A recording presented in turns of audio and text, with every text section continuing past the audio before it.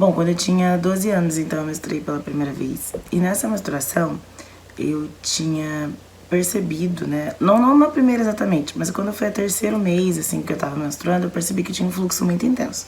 Fui ao ginecologista. Gente, eu falo eu, mas nunca que eu ia passar isso sozinha, né? Pais, tias, primos, pai, mãe, enfim, que ajudam a gente e nos orientam, né? Que tá certo, que tá errado, uma criança de 12 anos. Fui ao ginecologista, né, com a minha família, né, alguém me levou. E aí, chegando lá, ele fez um exame clínico e constatou que não tinha nada físico, então eu deveria fazer um exame de ultrassonografia. Fiz a ultrassom e descobriu-se, então, que eu tinha ovário micropolicístico, né, então, ovário policístico, 99% das mulheres têm. Eu acho até que é 99,9%. É muita mulher que tem isso.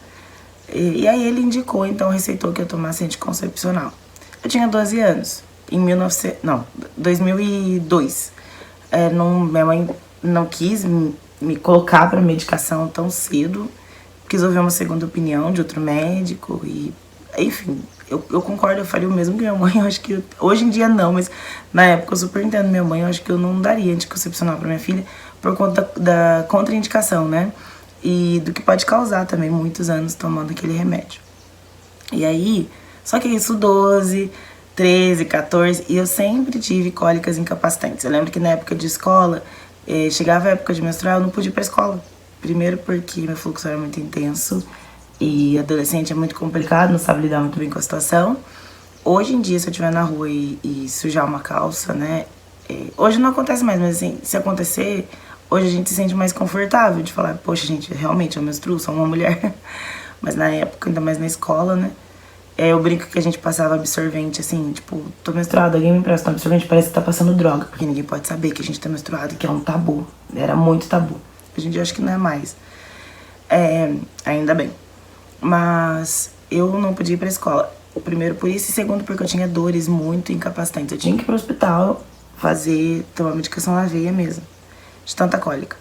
Lembro que uma vez eu vomitei na porta da escola, porque eu tava com tanta dor esperando minha mãe vir me buscar.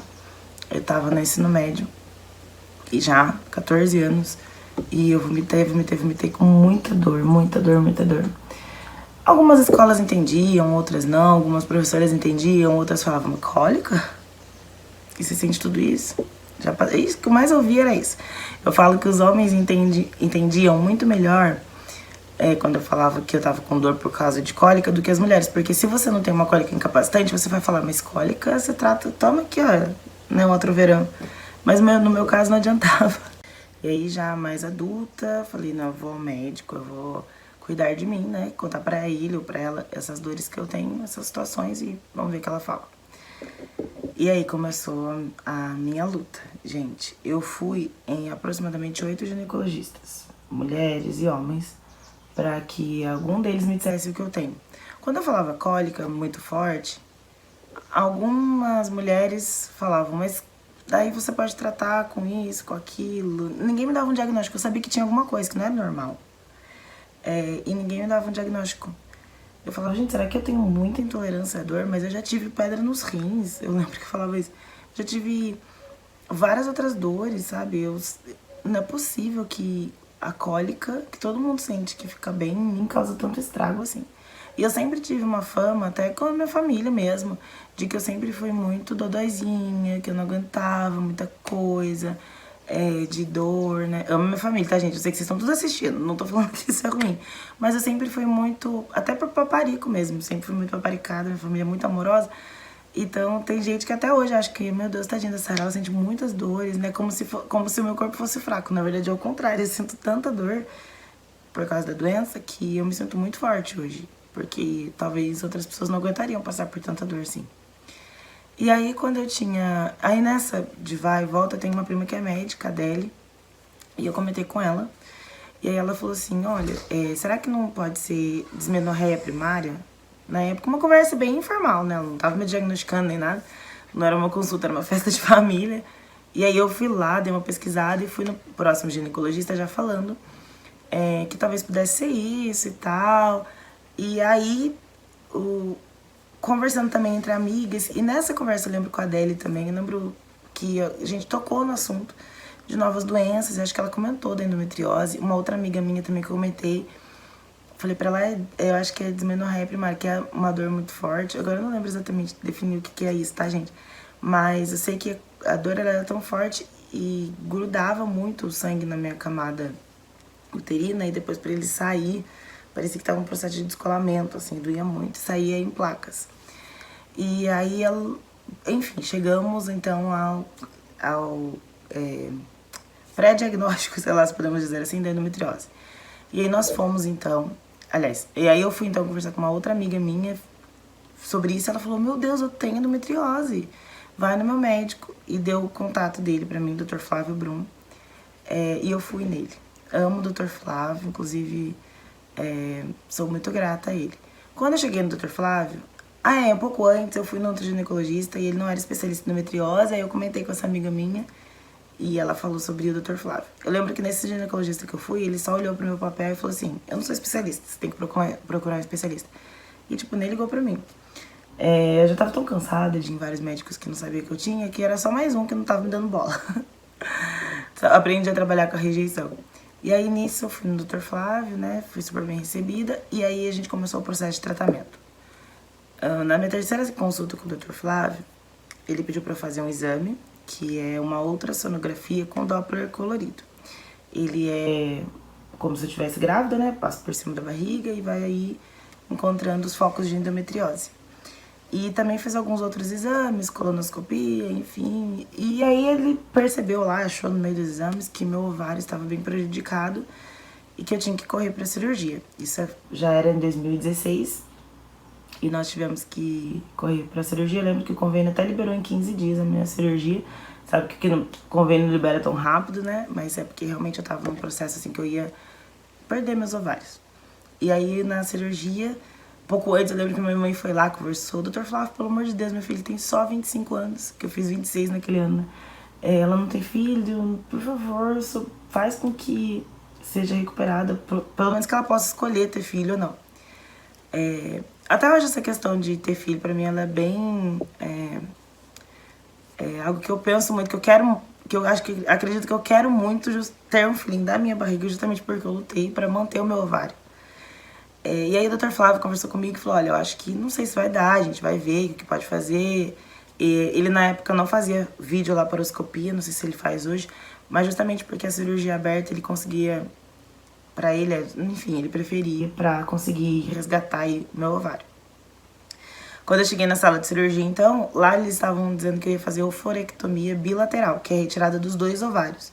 Já fiquei super mal, eu lembro que a equipe de enfermagem falou assim, você já tem filho? Eu falei, não.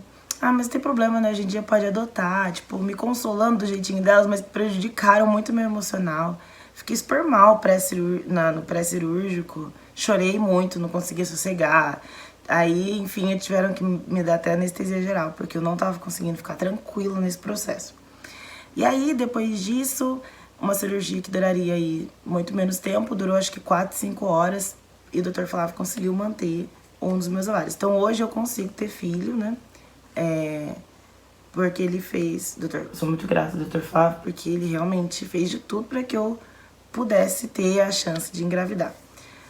Outro médico, eu tenho certeza que não faria isso, como já aconteceu com várias amigas minhas, porque ele falou, até hoje quando a gente se encontra, que hoje eu vou menos, né, mas ele fala que realmente eu dei muito trabalho, porque eu ia perder os 2 ovários. Um deles eu perdi mesmo, né, ovário e trompa, mas o outro ficou um pedacinho, mas ele regenera, é um órgão que regenera, então hoje eu devo estar com ele inteiro. O ovário já é pequenininho, né, mas eu fiquei só com um pedacinho dele, mas para que eu pudesse ovular normal e ter a possibilidade de engravidar.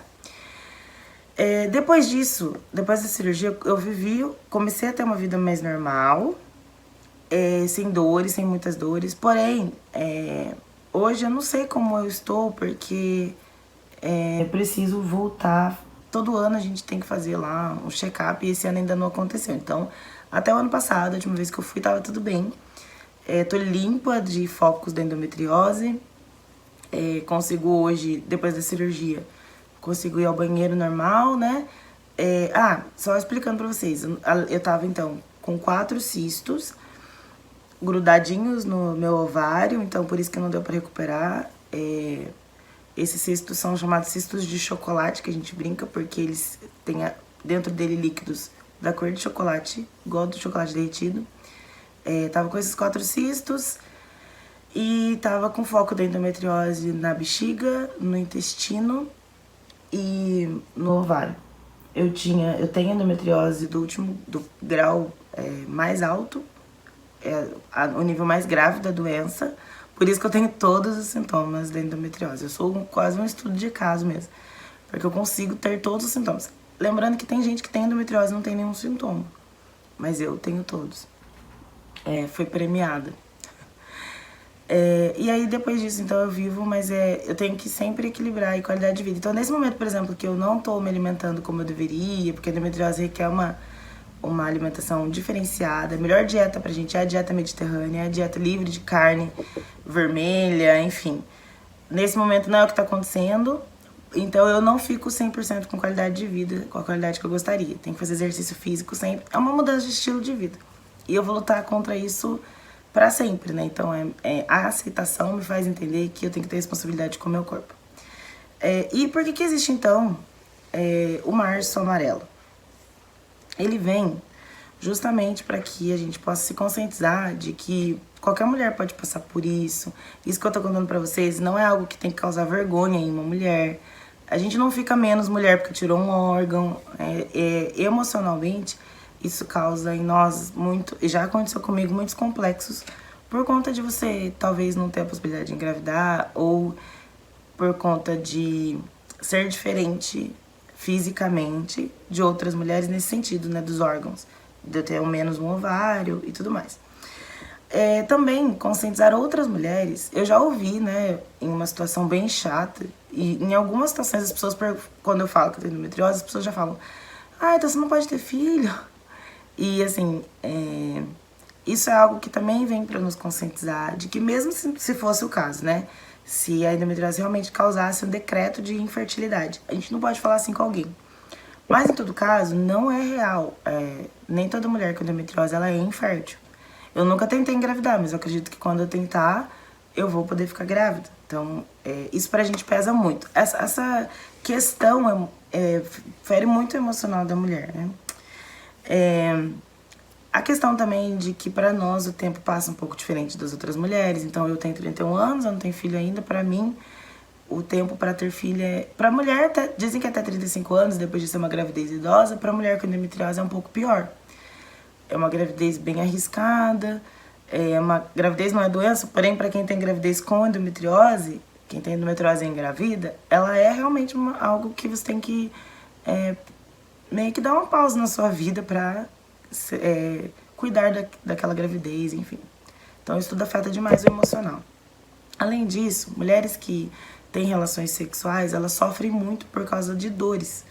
A endometriose, ela causa muita dor na relação sexual e existem muitas mulheres que perdem os companheiros, maridos, enfim, os cônjuges, porque elas não são compreendidas por esses homens. Eu tenho grupos, né, que eu participo. Eu saí um pouquinho, falar a verdade pra vocês, de alguns grupos, porque falar muito da doença não é algo que eu concordo que tenha que ser. A gente não é só o diagnóstico, né? Nós somos temos inúmeras outras identidades. E alguns maridos, eles deixam suas esposas porque elas não conseguem fazer sexo. Além de perder um pouquinho da lubrificação vaginal, sente muita dor na relação sexual. E não consegue a penetração. E lógico que não é que não consegue sempre, mas as mulheres com endometriose, elas têm mais dificuldade. Então não é sempre que elas vão estar dispostas a isso.